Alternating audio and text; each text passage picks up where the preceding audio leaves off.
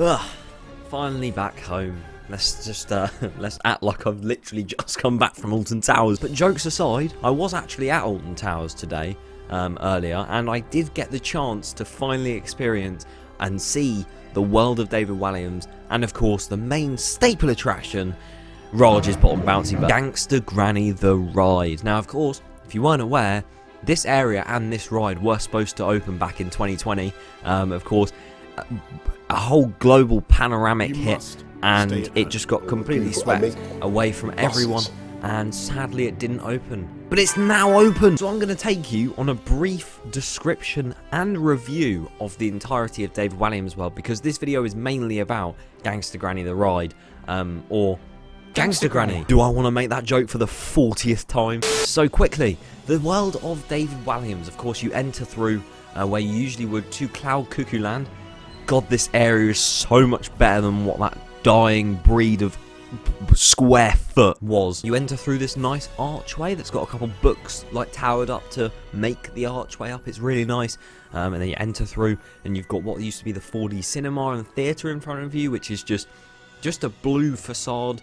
They've obviously painted it up really vibrant. It looks really nice. On the left hand side, once you enter, you have the Royal Carousel, and then you've got behind that Flavio's Too Many F's Fandango. This being a twist-up flat ride, which we originally thought was going to be part of the Retro Squad when that came out, but it wasn't. They decided to make it part of David Walliams World, and it fits in perfectly.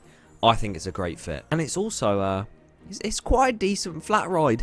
Here's me on it. Then over to your right, you've got a buggy park and Raj's shop. There we go. I had to say it. Raj's shop. I wasn't the first there, but you know, it's fine. I'm not salty at all. Towards the back from when you walk in, you've got Raj's Bottom Bouncy Bird, which is just a re-themed version of Frog Hopper.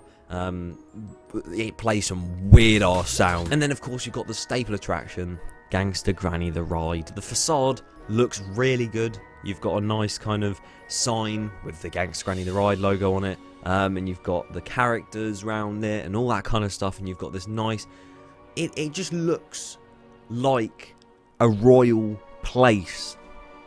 It's a good description. You've got all these purple ropes hanging between the different pillars to obviously make up the queue line, which is a bit of a cattle pen, but the indoor section definitely makes up for it. And the Beef Eaters, if you don't know what that is, it's not the restaurant chain. It's these royal guard looking actors which roam around the land, and honestly, they are hilarious. They are absolute legends, and they're probably some of the most interactive actors that I've had at Towers. 100%. They'll like look at lampposts or something and just kind of stare at it and go, "That's a thief in disguise." Then he says the word, "We found the real imposter here." And that is basically Walliams World in a nutshell. I don't really have anything else to say. Of course, it's a really nice area, but nonetheless, let's get into Gangsta Granny the ride. Now, of course, I've discussed the outside queue line. I'm about to head inside. So I am going to be heading inside the attraction to discuss what happens on the inside. So if you don't want any spoilers, skip to the time on screen right now. So basically, you walk in through this side door, and you enter the kind of palace area. It's very it's got red velvet carpets, it's got very golden wall decals and stuff, and it honestly looks really, really good. You've also got some cartoon drawings of, there's a lot of Easter eggs. You've got the 15th Earl of Shrewsbury somewhere, which I don't know the sayings to the Hex pre-show, but it's a vault sealed since November 2020. It's beautiful.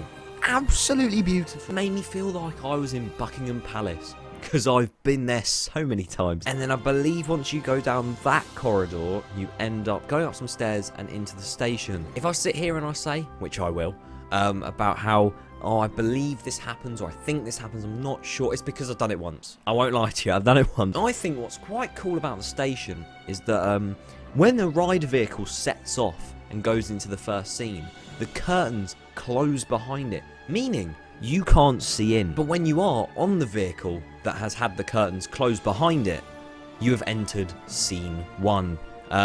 This scene is really good. I like how it's a lot of physical sets, plus a good use of screens. This painting just comes forward. It opens up like a door. You see Granny and Ben.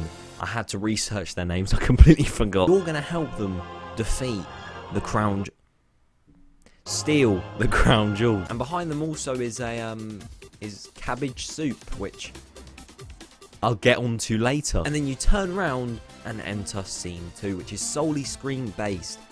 This is one thing I love about this ride, is the fact that the whole ride is made up of such good use of screens and physical setting, so it just doesn't seem like an overload of screens. And you're kind of lowering down into the sewers with them as they kind of rope all the way down. It's quite a cool effect because it reminds me of a lot of like fake elevators where you have like kind of the wind effects and there's a lot of movement around you but not actually you moving.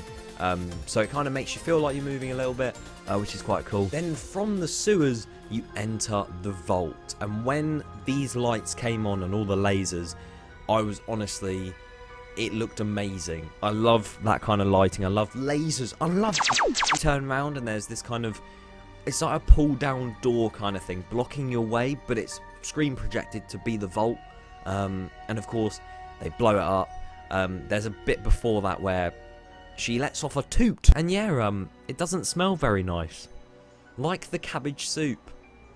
Again, I'll get into that soon.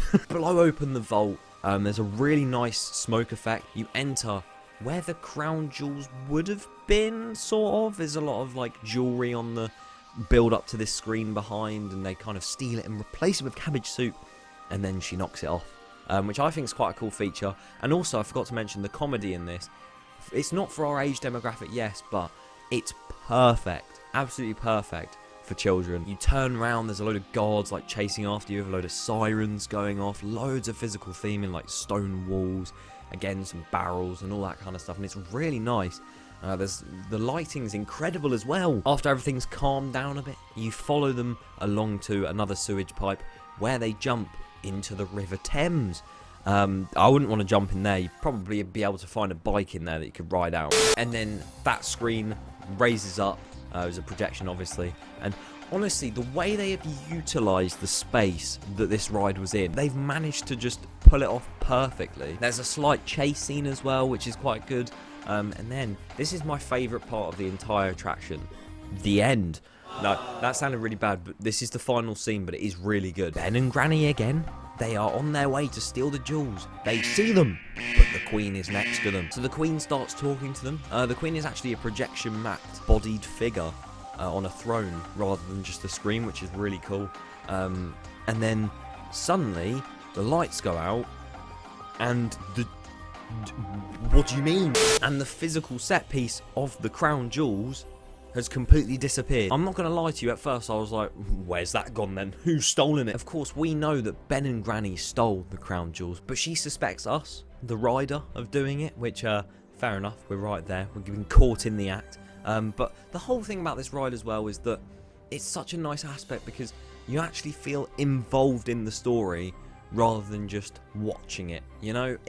I really like it. The screen that Ben and Granny were on, there's obviously a slit in it, but it's placed so perfectly that the pillar on the screen actually lines up with it, so you can't tell it's going to flap open and this massive ass cannon is just going to fire smoke at you. It honestly scared the hell out of me. Then you exit the ride at the next kind of stop, and you go through and it's like a crime scene investigation, and then you enter into Raj's shop, which I wasn't the first in, so but overall, a really solid ride for Towers, and for the age demographic, which is obviously young children, it's amazing. It's honestly brilliant. It's a good ride, and it's in a good place, because Kalau Cuckoo Land was honestly dying, and I'm so glad they've done something with it, and it's finally open as well, which is really nice to see. Right, so now I'm going to take the time to quickly talk about something I genuinely don't like about this ride. I don't know whether this was just me getting unlucky, or it was the day we were there, they just cranked it up so much, but the smell pods of the cabbage soup slash like disgusting smell in there was riddled throughout the entire attraction, and it stank so bad, to the point it literally made me feel sick because it smelt that bad. I honestly lost focus on the ride halfway through because of the smell. It was just cranked up that like intense. Maybe I'm just susceptible to smell, you know? Maybe I just have smells. Maybe I can smell up my nose. But that by no means means that Gangsta Granny is a bad ride. It is not a bad ride just because of the smell. That's my only little nitpick. It's very smelly and it's disgusting. But other than that, a brilliant ride. I would give it 7 out of 10 for my personal experience. And as what they've done with the ride and who it's for, so children, I'd give it a 9 out of 10. Honestly, I would give it a 9 out of 10 for that. So we're going to go in the middle. We're going to say 8. We'll say an 8 out of 10. Anyway, it's not better than Wallace and Gromit. Shut up. I'm not up for debating. You can't compare any of them because they're all different in their own unique ways. There we go. Hope you guys did enjoy. Thank you for watching. And goodbye.